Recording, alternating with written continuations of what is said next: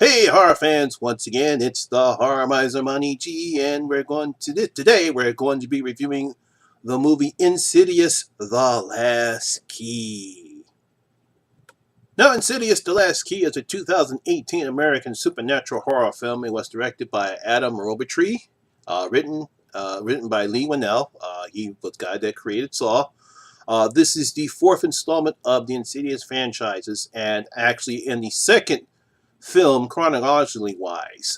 Basically, this is sort of like the second part of part three, which basically deals with Elisa's story. Because remember, she was actually dead in the first one. She got killed at the end. This one takes place after the events that took place in Insidious Chapter 3. This one takes place after that, and I believe right before the events in the first Insidious movie. This stars Len Shane, Agnes Sansom, and Lee Winnell and Josh Stewart. Once again, we see Elise, Elise Ragnar, the parapsychologist, as she investigates a haunting that was in her childhood home. And that's basically what the premise of this story is about. Now, I'm pretty sure people who know me that I'm a huge fan of the Insidious film series. I love all three movies. Definitely loved the first one. I thought the first one was good, was great. The second was even greater. Third one was pretty good. I was a little apprehensive about this one because this got released in January, and January is mostly known as the dumping ground for movie studios for particularly bad movies and especially bad horror movies. Hey, look, last year I had two of my top worst films, Resident Evil: The Last Chapter and Underworld: Blood Wars, were released in early January, and they're one of my top five worst films of last year.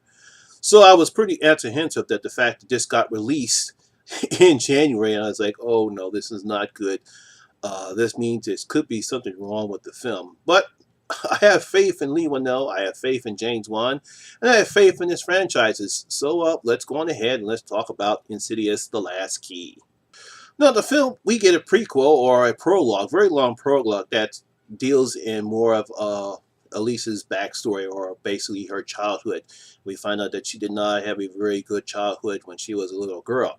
At the same time, she was also experiencing her unique gifts, as her mother called them, and was frequently abused by her father. And eventually she ran away from home after a tragedy happens. I won't spoil what that tragedy is, but that's what happens.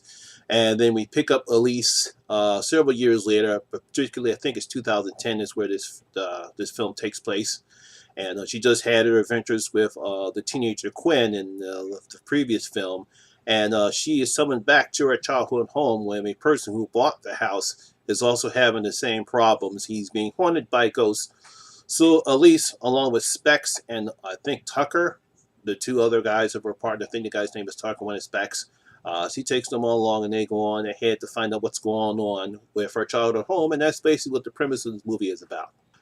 No, I must say, like I said before, I was a bit apprehensive about this film because, like I said, January is mostly the dumping ground for bad movies and especially bad horror pictures. One particular that comes to my mind is Devil's Due. That film was awfully terrible. Here, this is something a little bit different. Like I said, I really enjoyed the Insidious pictures, movies, and this film right here, it's basically carried by Len Shay's performance. He does an outstanding job as Elise Rayner, Elise here, as he basically carries the whole film, which I find quite surprisingly that a horror movie is carried by a woman who's 74 years old. So I really give Lee Winnell and his team credit for how they crafted this tale for Louise, and she does a fantastic job in it. And I really like, she's always been a favorite of mine, especially in the horror genre. She was in Ouija, and she does this scene right here. She's been in all the Insidious films, and I love her character. I love the work that she does in this film. Like I said, everything is about her and her only, which is pretty good because the story focuses on her. So I like how the story is crafted. I'm also very surprised about the jump scares in this film because there are some jump scares, but they are genuine jump scares. Now, they don't really not effective anymore, but you do see some creepy imagery in it, and there are jump scares that are supposed to be jump scares, not the little bang on the door or you see a hand and it's your friend or some cat that goes around the way. So those are the two base things I like about this movie. Lin Shaye's performance, and we have some genuine jump scares. Now, keep in mind, this is rated PG-13, so we're not going to see any gore. We're not going to see any of that right there, but we do have some creepy moments in the film, and that's basically what I liked about the film. The real big disappointment in this film is the forced humor. I don't know what Lee Winnell was trying to do in this film, mainly because the characters Suspects and Tucker have been the funny part of this franchise, and they thought that by doing this again that they would have the same magic, but they simply do not. The humor is too forced. It lays very well flat, and I really didn't like any of the supposed humor jokes that these two guys do. The attempted forced romance in the film with some female characters falls flat as well. But the big disappointment for me in this film is the main entity. It's sort of like a meh, really doesn't do anything for the film. I would say at least by the third act is when the film really falls flat when we get to the final act of the film. And even with a couple little twists that some twists that we see at the end of the film really doesn't lift anything up or make this any better than what this franchise has. Like I said, the third film I thought was the third film was good, but it did have its problems with the main entity in that one. And here, this entity is worse than the third one too. It really brings nothing to the table. It's not even creepy looking, to be honest. It looks like some type of a rag doll to me with keys on his hands. I'm not giving anything away because you've seen it in the trailer. It looks like some big rag doll. I mean, at least the main entity in the third one was a creepy looking. At least this one is just like a big rag doll to me. So those are the two bad things I don't like: the forced humor and the main entity. It could have did a better job of making the entity more threatening.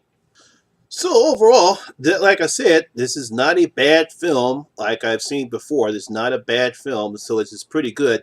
I will say, for people who are not fans of this series, you probably will not like this film at all.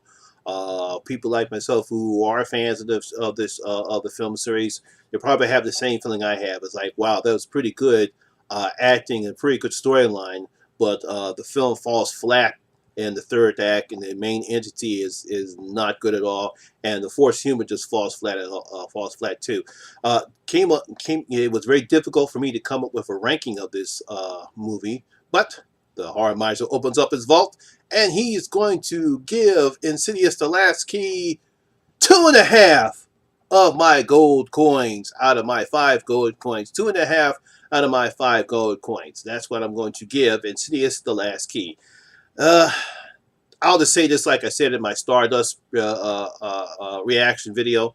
If you haven't seen it, I put up reaction video. I think it's time, and I'm pretty sure most people to agree with me, that it's time to end this franchise before you come up with something that really just shuts the franchise off. It's like you did well, you did fine, but it's time to end it, and it's time to end it now.